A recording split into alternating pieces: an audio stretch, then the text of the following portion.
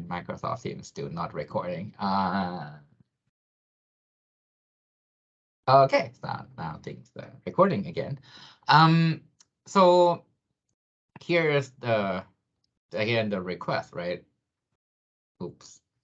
The first thing I did was fail. I need my pen. So here's the series of my requests. Here's the cycle. Here is the row. So let's assume that we call row A, right? Row A is to address 0x000, and because the size of the row is 4K, right? We know that the last 12 bits will be the row bits. So over here, this is address 0x000 to 0xFFF. Then row B will cover the range 0x1000 up to 0x1FFF. So if you do a log function, if you can do log of 2 of something, and 4 kilobytes is like the last three hexadecimal digit or the last 12 bits in binary, you can know that, okay, these requests that I just give you is going to basically 2 different rows, right? And over here, right, I'll just write this table. At cycle 0, that's 1 request. That's cycle 1, 1 more request. Cycle 2, cycle 10, cycle 12, cycle 50, and cycle 55, right? So the first one go to row A, second one go to row B, because if you look at the mapping, this is definitely address going to row B. The third one go to row B. The fourth one go to row A. The fifth one go to row A. The sixth one go to row B, right? And the last one go to row A. So that's how the row behavior for all these 6 accesses, right? And right now, we don't tell you what to do with read and write, so we treat them the same. Just think it as if both of them are just access to that row. Here is going to be the sequence of what happened. Cycle 0, you start to service,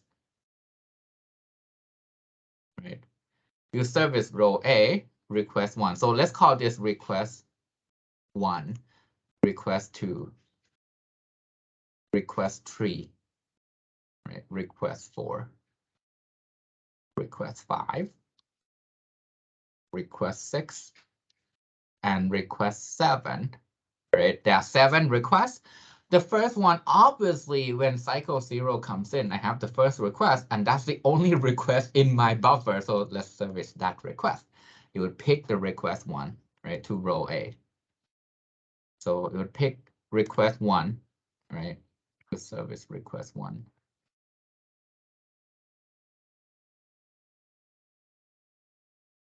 If I service request 1, it means that I need to first, well, right now, originally the row is closed. I need to open the row and then read to it, right? It will spend 20 cycles. So when 20 cycle pass at cycle 20, by that time, my buffer, right? So let's think of this as this is the area for my buffer, right? At cycle 20, what happened is by that time you have request 1 in there for sure, right? Request 1, request 2, request 3, request 2, request 3, request 4, right? Sorry, let me clear this up. Request 1 is the one we are servicing and we just done, right? So what we have is request number 2, request number 3, request number 4, right? And then request number 5 that arrive at cycle 12, right? And request 6 and 7, they arrive at cycle 50, so they comes in later. Right now, request 2 go to row B. Request 3 go to row B. Request 4 go to row A. Request 5 go to row A. Open row is A. So the next thing it does is you would then service request 3. No, my bad, request 4. Request 4. Request 4 is the next request that go to row A. It's going to the open row, so it spent 10 cycles. And because requests 4 are being serviced, right, I can erase them from the buffer. It's basically being serviced. I have requests through 2, 3, and 5 left in there. At cycle 30, there's no new request. So it then serves the next request that goes to row A, which is request number 5.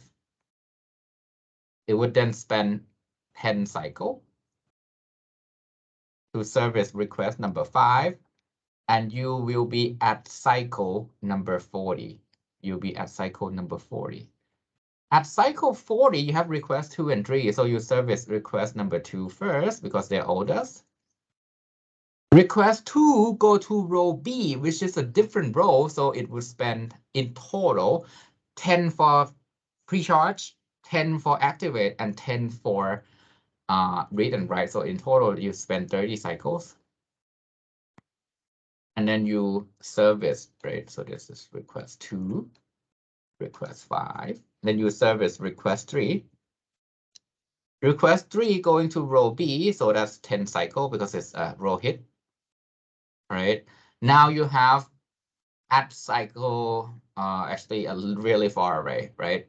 Way beyond cycle 50. So you by that time you should have request 6 and request 7 in the buffer.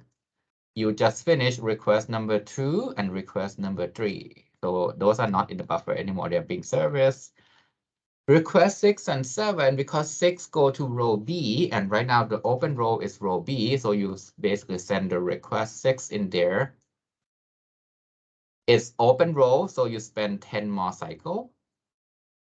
Then you go to request 7, which would take 30 cycle because you have to pre-charge, activate, and then read or write because you have to switch back to row A. All right. So in total, you have 20 cycle right here, 10, 10, 30, 10, 10, right? My bad. Zoom out.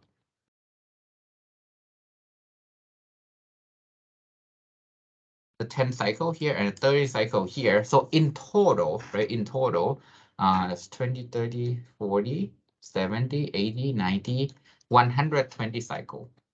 In total, right? 120 cycles. All right. Any questions?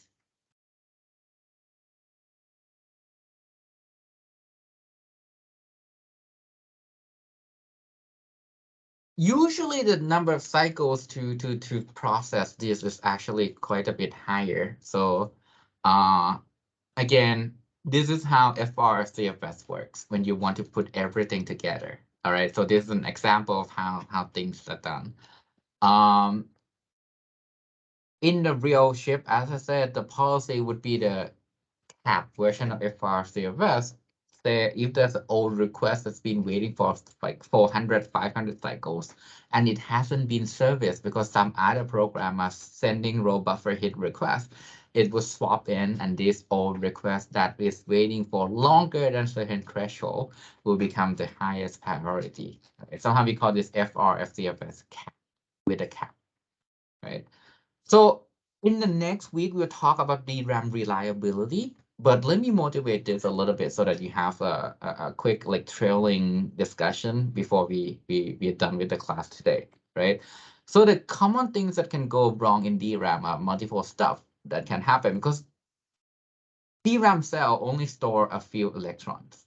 It only store a few electrons, which means that if there's something happening to that electron or that cell, your result that you want to read, the data become corrupted. It becomes corrupted, right?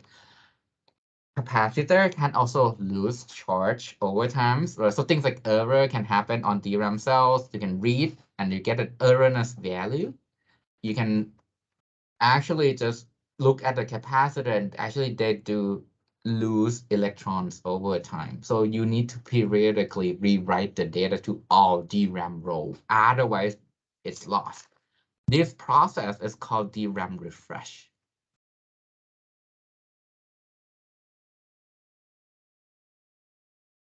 There can also be faults there can be things like stuck at fault. Every time you go read that address, that bit is now stuck at 1 or stuck at 0. This can happen. Sometimes there can be only just a few electrons in a cell. So when you read from it, you get a faulty cell that cannot hold enough electrons. So you get wrong value too. So there can be many things that go on inside DRAM, and there's actually many things put together to make sure that your computer function. Things like error correction in place, and we'll talk about this in the next week. But now let's talk about the fact that DRAM lose charges over time, right? Because it uses capacitor, and the physics of the capacitor means that when you store electron in them, they leak electrons out as well. You just keep it like just a normal capacitor. Over time, there'll be no more electron. That's the property of a capacitor, right? So here is again the same diagram from the second part of this lecture, right? I have this charge.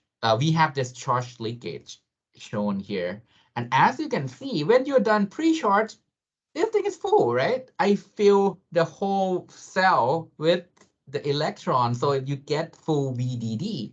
Wait some time, you are actually losing some electron right here, right here. Now you're losing electron. The reason is behind this is capacitor actually do leak electrons over time, just a natural phenomenon. So what do we do here? The problem, we have charge leakage. So if you do not do anything with this cell, eventually everything turns into 0. Even though you have data stored in there, everything turns into 0, right? So the process to make sure that your data is intact in DRAM is what? What can I do? What can I do to make sure that your data is intact in DRAM, given this assumption? So let me translate in Thai. ปัญหาของการใช้ DRAM ปัจจุบันเนี่ยคือเราใช้ capacitor ในการเก็บประจุและอีประจุใน capacitor มัน leak คือถ้าเรา plot จำนวนประจุต่อเวลาจำนวนประจุมันจะลดลงเรื่อยๆอันนี้คือ nature ของ capacitor ในวงจรอิเล็กทรอนิกส์ทั่วไปเลยอ่ะเพราะฉะนั้นถ้าเราใช้ capacitor ในการเก็บประจุผม pre-charge เสร็จมันเต็มฮะตัวเก็บประจุเต็มอยู่ที่ maximum เลยแต่พอเวลาผ่านไปอาจจะสัก1 มิลลิเซกอ้าวอิเล็กตรอนหลุดแล้วมันหลุดจริงคือมันหายไปเลยผมทำไงได้บ้างครับทำไงได้บ้าง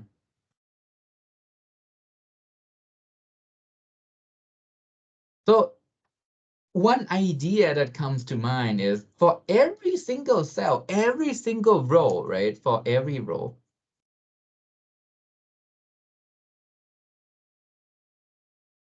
you need to kind of doing the pre-charge, right? To the row. Basically, you need to periodically pre-charge the row, right? This operation is called refresh. This operation is called DRAM refresh. Basically, once in a while, the controller would need to write the same data to the same DRAM cell. There will be a timing information for this. It's called TREFI, refresh interval. This determines the refresh frequency interval. And the whole process is called DRAM refresh. Basically, it means that the entire, say, let's say you have 8 GB of DRAM, the entire 8 GB has to be refreshed at least once every certain interval. Right now we are basically looking at something like 64 milliseconds, right? That's a really short amount of time. So you need to keep writing every time. So that's the overhead of DRAM refresh. But why? You might have a question. Then why do we use DRAM? Well, they're cheap. They're cheap and they're big, right? So it's convenient for us. It's just you have to also refresh. You have to also do the refresh. And during the DRAM refresh, DRAM becomes busy because you're essentially doing this quote-unquote pre-charge, right? So you cannot service any normal request while DRAM are being refreshed. So this can lead to performance degradation. right? The overhead will get worse and worse as DRAM gets bigger and bigger and bigger, because the TREFI stays the same. The interval that you have to do the refresh stays the same because it's the same capacitor. Even worse, it actually might go down. You might have to refresh more often as you scale the DRAM down and down and down to smaller size, right? But because DRAM gets bigger, it means that you have to refresh more row. You have to refresh more row. From the 16 gigabyte DRAM to 32 gigabyte DRAM, basically you have to now refresh double the amount of row, right? So there are many techniques that have been proposed to reduce this overhead, right? For example, we don't have to refresh every single row at the same time, right? So the first idea is you can refresh DRAM in small bursts, basically space out the refresh and making sure that every 64 milliseconds, right? Every single thing will be refreshed. And you just do a few rows at a time, right? So the benefit here is you don't have to pause all the progress. You can actually do it bank by bank. You can do it row by row and then pause, right? So this allows a much better system where you don't have to basically freeze DRAM to do the entire refresh, right? This is called auto refresh. Basically, a group of rows will be automatically refreshed at a time. And this is basically kind of like a default refresh policy that you get in the modern day system, right? More ideas that have been proposed are things like, well, maybe we can detect the cell properties because some cells actually lose charge at a faster rates. So that's why we need to do it every 64 milliseconds. Some cells actually is really, really reliable. You can keep the charge for 256 millisecond and it's fine, right? So we can selectively refresh based on the profile. So that's the second idea proposed in ISCA 2012. And the benefit is now you don't have to refresh as often, right? Downside, the follow-up paper from the same guy is my friend from the lab when I was at CMU. So once we do a full-blown like a detailed experimental study, it's actually pretty hard to profile because the retention time, the time it takes to keep the electron inside the cells actually can be varied, right? So the follow-up paper kind of like point out that it's actually pretty hard to profile, and it's actually might not be as effective mechanism unless you do something smarter, right? You can also do things like try to parallelize refresh with DRAM accesses. There's a paper in HPCA 2014 by a buddy of mine who sit next to me in the same cubicle for many, many, many years when we are doing PhD, Kevin Chang. So there's also like a paper that looked at variable retention time refresh in DSN 15, and maybe like another paper that talks about how to reduce the power, right? Power is also important. How to reduce the power in the refresh operation for mobile phone, because those things is really is power critical. You care a lot about power. You can also think about how to pause or how to figure out like, can we do a hardware core design to reduce the overhead of refresh in order so that we try to detect what cell get access more often. So those things, because they just get access, they're being pre-charged anyway. We don't have to refresh, right? So we can build the hardware co-design mechanism for that as well. So as you can see here, this was a pretty active area of research between like 2000, I would say 2011, to around even now, but like 2018 is when this to be honest, I see like fewer papers on DRAM refresh because now there's new bottleneck and new problem in the system, but they are important problems going into the future as well as DRAM gets bigger. All right. Now let me cut the content of the lecture here because we'll basically transition into the reliability of the memory cell.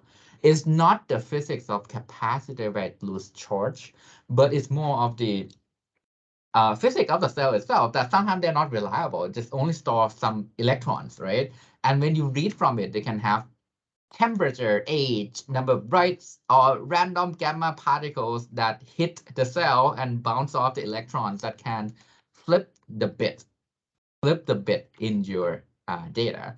And when you have a bit flipped, your data becomes erroneous. And somehow you run into blue screen, right? How many people just randomly use machine and got a blue screen and say, memory, like basically it's a memory related error code. Anyone had a blue screen in Windows and have memory related error code before? เคยไหมครับแบบอยู่ดีจอฟ้าแล้วก็ถ้าทับจอทันนะแล้วเอาerror code มาดูอะบางทีมันเกี่ยวกับเมมอยู่แต่จอฟ้าเฉยเลยแต่จอฟ้าเนี่ยน่าจะเจอกันเป็นเรื่องปกติเนาะจริงๆ Windows 10เนี่ยค่อนข้างน้อยเมื่อเทียบกับสมัยก่อน สมัยก่อนโคตรเยอะแบบเล่นเกมอยู่แล้วก็จอฟ้าอะไรเงี้ยน่าจะเป็นเรื่องคลาสสิกของทุกคนจอฟ้าตอนเปิดฮะถ้าจอฟ้าเปิดเครื่องนี้ซีเรียสนิดนึง อาจจะแบบเมมเทสแล้วแบบมีปัญหาอะไรอย่างนี้ แต่ว่าก็เป็นไปได้ครับการจอฟ้าบางกรณีมันเกิดจากบิตฟลิปก็คือแบบมันดีเทคเฮ้ยบิตนี้มันไม่ใช่ค่านี้เปล่าวะก็โอเครีบูตเลยดีกว่าจอฟ้า แล้วก็ส่ง error code มาให้นี่คือ error code ที่เราก็หวังว่า user จะแคปจอทันซึ่งไม่เคยทันหรอกเอาจริงๆนะครับแต่เรากลับไปดู system log นะเนาะ system log มันก็จะบอกให้ว่ามันเกิดจากอะไรอันนี้ก็จะเป็นปัญหาเกี่ยวกับเรื่อง reliability ซึ่งมันจะเป็นปัญหาที่ยิ่งใหญ่ขึ้นเรื่อยๆ เพราะว่าขนาดไซส์ของ RAM ต่อเซลล์ตัว capacitor มันจะเล็กลงเรื่อยๆ ตัว transistor มันจะเล็กลงเรื่อยๆ เพราะฉะนั้น error มันก็จะเกิดขึ้นถี่ขึ้นเรื่อยๆเรามีโซลูชันในฝั่งของ architecture ไหมฝั่งของดีไซน์ว่าเราจะทำยังไงจะดีไซน์ชิปยังไงให้มัน correlate แรมที่มันไม่ค่อย reliable ได้หรือเปล่า เดี๋ยวสัปดาห์หน้าเราจะมาคุยเรื่องนี้กันนะครับ เดี๋ยวขอstop recording ตามนี้ก่อนเนาะแล้วเดี๋ยวขอมี discussion 5 นาทีสุดท้ายนิดหนึ่ง